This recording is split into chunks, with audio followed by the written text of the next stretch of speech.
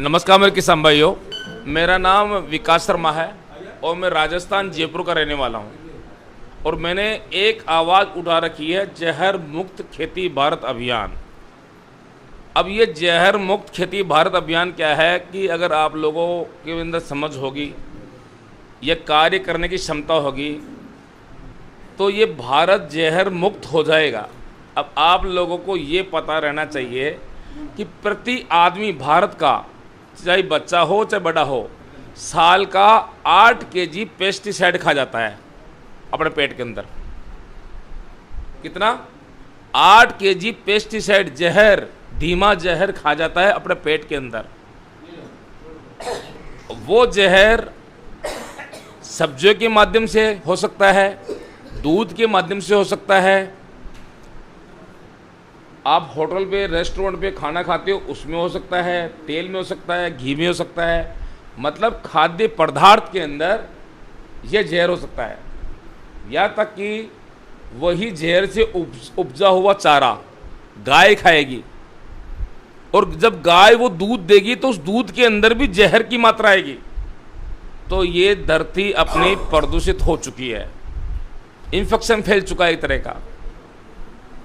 इसी इन्फेक्शन के कारण आज कैंसर बढ़ रहा है, डायबिटीज बढ़ रही है, बीपी बढ़ रही है, शुगर बढ़ रहा है, और आने वाले समय के अंदर मंद बुद्धि के बच्चे पैदा होंगे 2050 के अंदर। और 2050 के अंदर प्रति घर के अंदर एक कैंसर का मरीज रहेगा। अब ये जहर तो फैल रहा है। अब अपन सवाल क्या लेते हैं धीरे धीरे, भाई ये जहर क्यों फैल रहा है? अब सबसे कमी है सरकार की। इस इंडिया के अंदर बिना लाइसेंस वाली कंपनियां जो फर्टिलाइजर मैन्युफैक्चरिंग करती है, वो धड़ाले से अपना खाद बेच रही है। जहर की कंपनियां जिनके पास कोई लाइसेंस नहीं है, गवर्नमेंट से लिया हुआ, कृषि विज्ञान केंद्र से अनुमति नहीं है उनके पास, परंतु फिर भी वो धड़ाले से जीएसटी के ऊपर ही बस जीएसटी देती है सरकार को, मेरा माल इतना बिक गया, और वो धड़ाले से पेस्टिसाइड बाजार में बेच रहे हैं वो लोग। दूसरी बात क्या है कि कुछ इंडिया के अंदर इंटरनेशनल कंपनियां हैं। मेरी बात सुनो, आप सुन रहे हो ना सब? हेलो, हाँ, ये चाय आप बाद में देना आराम से, है ना?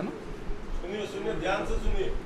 इंडिया के अंदर ऐसी कंपनियां भी पेस्टिसाइड पे काम कर रही है जो अदर कंट्रीज में बैन है, मतलब दूसरे देशों के अंदर उनको काम करने की अनुमति नहीं है, और वो कंपनी अपने भारत के अंदर अपना पेस्टिसाइड वो बेच रही है बड़ी तादाद के अंदर, और किसान उसको खरीद रहा है और अपने धान के अंदर, खेतीबाड़ी के अंदर, सब्जी की फसल में, बागवानी में, सब में काम में ले रहा है। तो गवर्नमेंट को भी, अगर आप जागरूक रहोगे तो गवर्नमेंट को आप आवाज़ उठा सकते हो कि ये जो बाहर की कंपनियां, विदेशी कंपनियां जो विदेशों के अंदर बैन है, और इंडिया में ये क्या कर रही है? आपको क्या स्वाद है? इनको कैसे अनुमति दे रखे हो आप काम करने के लिए? आपके पास बहुत से विकल्प है सवाल जवाब करने के लिए।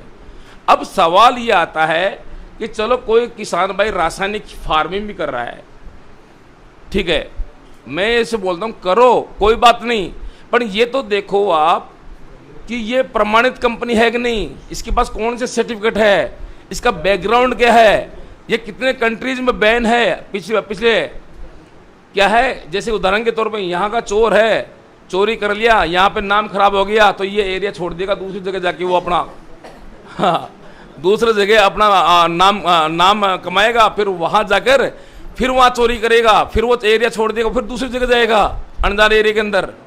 इसी तरह ये कंपनियां एक अपना पॉलिसी लेके चल रही है और करोड़ों रुपए अपना जेब ढीली कर रही है और विदेशों में पैसा जा रहा है। अब सवाल ये है कि जैविक खेती का मतलब है, आप इसको जैविक खेती बोल दो, प्राकृतिक खेती बोल दो, वनस्पति खेती बोल दो। आप अपना भारत के अंदर भगवान ने इतनी जड़ी बूटियां दी है, इतने पशु पक्षी दिए है, गाय माता दी है, बहुत से विकल्प है जैविक खेती करने के अपने पास। बस अपने पास समझ होनी चाहिए कि अपन जैविक खेती कैसे करें। अब सवाल ये आता है कि एक हमारे आदरणीय एक राजीव दीक्षित जी हुआ करते थे बहुत देशभक्ति के अंदर उनका बहुत अच्छा नाम था। राजीव दीक्षित को आप कितने लोग जानते हो? राजीव दीक्षित का आपने यूट्यूब के नाम पे सुना है कि राजीव दीक्षित का आपने सुना है शायद, ठीक है। तो स्वदेशी आंदोलन उनका था। तो उन्होंने एक बात कही है कि 10 एकड़ जमीन हो और एक घर के अंदर गाय हो, खाद की उसको आवश्यकता है ही नहीं, घर में खाद बना सकता है 10 एकड़ जमीन का एक गौ माता से। अब सवाल ये आता है कि जैसे आप धान लगा रखे हो, धान मैंने ये देखा है, धान लगा रखे हो, अब आप धान का इतिहास बता रहा हूं आपको, आप देख के ताज्जुब करोगे। जिन जिन राज्यों के अंदर धान की पैदावार हुई है वो राज्य गरीबी के नीचे हैं। मैंने सभी राज्य घुमाऊं में, ऐसी बात नहीं है। चाहे नाम मोटा घरा में टोटा, एक वो आता है एक कहावत, नाम मोटा घर में टोटा। नाम है हमारा विकास शर्मा जी, पर हमारे घर में कुछ नहीं है साहब। दूसरे पे उदाहरण नहीं देना चाहता हूं मैं, मेरे पे दे रहा हूं, ठीक है।